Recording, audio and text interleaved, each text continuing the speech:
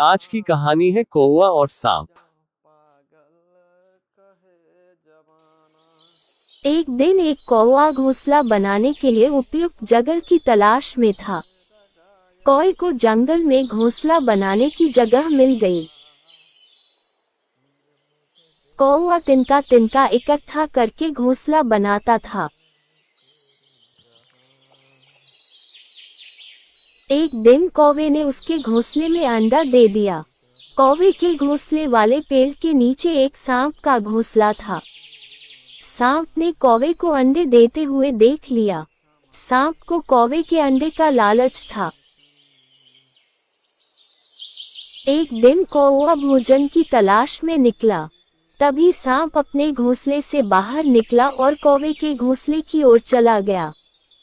वह कौवे के घोंसले के सामने गया और एक एक करके अंडे खाने लगा।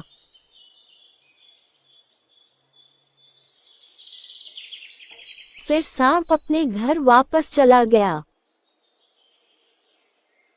कौवा वापस आया और देखा कि उसके अंडे गायब थे। अंडे न मिलने का उसे बहुत दुख हुआ। कौवा चिल्लाने लगा कि मेरा अंडा कहाँ गया। कुछ दिन बाद कौवे ने फिर अंडा दिया। कौवे की अनुपस्थिति में सांप ने फिर अंडे खा लिए।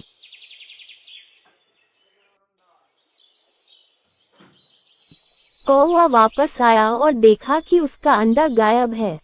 कौवा बहुत चिंतित हुआ और उसने पूछा कि अंडे कहाँ जा रहे हैं। कुछ दिनों के बाद कौवे ने फिर से अंडे दिए, लेकिन इस बार वह भोजन की तलाश के बहाने पास के पेड़ में छिप गया। कौवे ने देखा कि एक सांप उसके अंडे खा रहा है।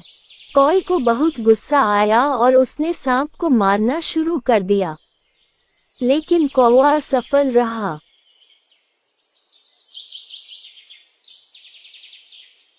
कौवा उदास होकर उड़ने लगा और सोचने लगा कि इस सांप की पकड़ से कैसे बचूं।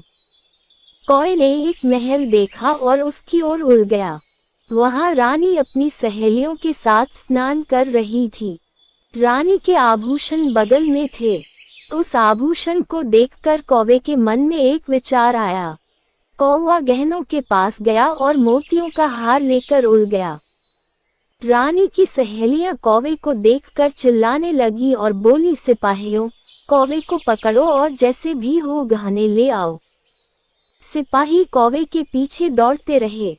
कौवे ने रत्नजड़ित चोंच उठाए और तेजी से उड़ने लगा, और सिपाही कौवे का पीछा करता रहा। सिपाही कौवे के पीछे भागने लगे। भागते समय वे हाँफने लगे। कौवे ने मोतियों का हार सांप के घोंसले में गिरा दिया और उड़ गया। सिपाहियों ने कौवे को मोती का हार एक गड्ढे में गिराते हुए देखा। वे उस स्थान पर गए और हार ढूंढने लगे। तभी उस बिल से सांप बाहर आ गया। सिपाहियों ने डंडे से सांप को मार डाला और हार लेकर चले गए। सांप को मरा हुआ देखकर कौवा बहुत खुश हुआ। तब से कौवे ने अंडे दिए और अंडे फूटे। वह बच्चों के साथ खुशी खुशी अपने दिन बिताने लगा। कहानी से सीख। हमें इस कहानी से यह सीख मिलती है कि कभी भी निर्बल का फायदा नहीं उठाना चाहिए।